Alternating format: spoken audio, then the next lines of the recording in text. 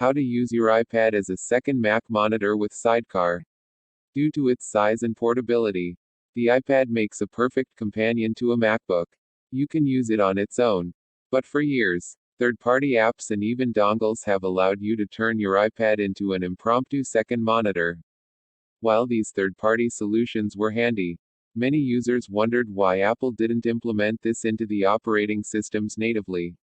But as of macOS 10.15 Catalina, it finally has. The feature is called Sidecar, and it lets your iPad pull double duty as a monitor much more easily than before. In a nutshell, Sidecar lets you use your iPad as a second monitor for your Mac. Either via a wired connection or wirelessly. You can set it to the left or right of your main display and use it as you would any other monitor. But that's not all it can do. Notably, Sidecar takes advantage of the iPad's touchscreen. It even supports the Apple Pencil, which makes it a great addition if you're an artist looking to expand your creative options. If you're jealous of the touchscreen on Windows computers, this doesn't get you all the way there, but it's a step closer. To get started using Sidecar, you'll need have the right software on both your Mac and iPad. On the Mac side, you need macOS 10.15 Catalina or later. However, not all Macs that can run Catalina will work with Sidecar. For Mac laptops, MacBook and MacBook Pro models from 2016 forward are supported. If you have a MacBook Air, only the newer models from 2018 and onward work with Sidecar. On the desktop side, the 2015 27-inch 5K iMac is supported, as are iMacs from 2017 and onward as well as the iMac Pro. Finally, the Mac Mini introduced in 2018 and the 2019 Mac Pro are also supported. Your iPad must have iPadOS 13 or later installed. But again, not all compatible models support Sidecar. You'll need at least an iPad Mini 5 or iPad Air 3 if you have one of those lines. In the main iPad line, the 6th generation and newer will work, as will any iPad Pro. Not sure which iPad you have? Here's a guide to the distinguishing features of every iPad so you can tell which model you own. Unless you're low on battery, you'll probably want to use Sidecar wirelessly. To get started, just click the AirPlay icon in the menu bar of your Mac. Then choose the option to connect to your iPad, as long as the Mac and iPad are within 30 feet of each other. This should be all you need. If you can't connect, see the troubleshooting section below. You can also use Sidecar over USB. To do this, simply plug your iPad into your Mac with the right cable. Make sure your iPad is set to trust your Mac. Otherwise, you won't be able to connect. Keep in mind that you can use Sidecar wirelessly and still plug the iPad into your Mac to charge it. This is generally simpler than using the USB option.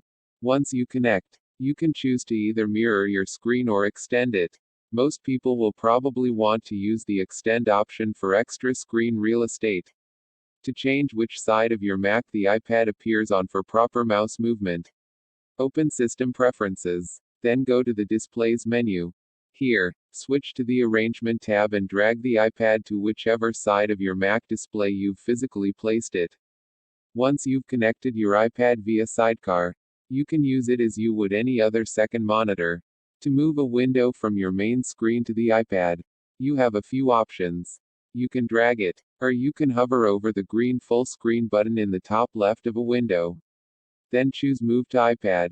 By default, the iPad will show a sidebar with common controls like Command, Shift, and other modifier keys. These let you more easily interact with your Mac via the touchscreen. You also get a touch bar at the bottom of the screen, which works just like the touch bar on MacBook Pro computers. While using Sidecar, you can still use your iPad as you normally would by switching apps. Once you've switched, you'll notice a new Sidecar app icon on your home screen. Simply tap this icon to return to using your iPad as a monitor. Apple has gone a long way toward making Sidecar easy to use. But you might still run into trouble. Fortunately, getting Sidecar working usually only takes a simple fix.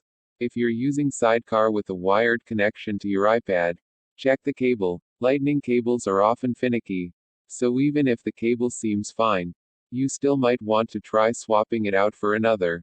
for both wired and wireless connections.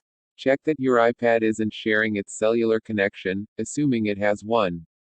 Similarly, you'll need to make sure your Mac isn't sharing its internet connection. For wireless connections, the first area to check is whether your iPad and Mac are on the same Wi-Fi connection. This is one of the biggest problems people have run into, and it's especially likely if you're running a dual-band router. Make sure to check that you've signed into iCloud on both devices with the same Apple ID. If the above tips didn't help, double check that you have Bluetooth enabled on both your iPad and Mac. In case your problem is on the Mac side, take a look at our collection of fixes for Bluetooth issues on your Mac. Is Bluetooth not available on your Mac? Here's how to troubleshoot Mac Bluetooth problems and get your devices working again. Still having trouble? Try signing out of your Apple ID and back in on both devices. If nothing else works, you can try going to Settings General Reset on your iPad and choosing Reset All Settings.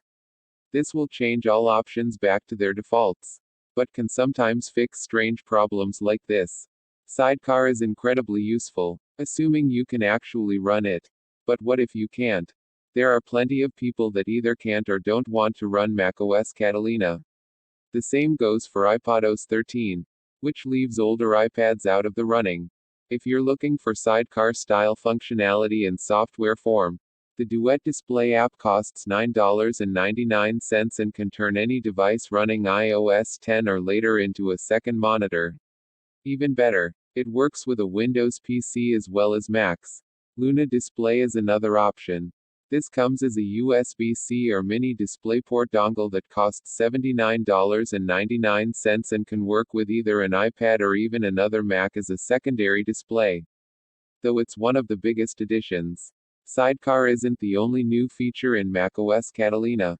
If you're looking to try some of these features but don't want to install Catalina, we've put together a list of features in macOS Catalina you can get without updating your Mac. Can't, or don't want to, upgrade your Mac to macOS Catalina. You can still replicate its new features with these Mac apps. Text source, makeuseof.com.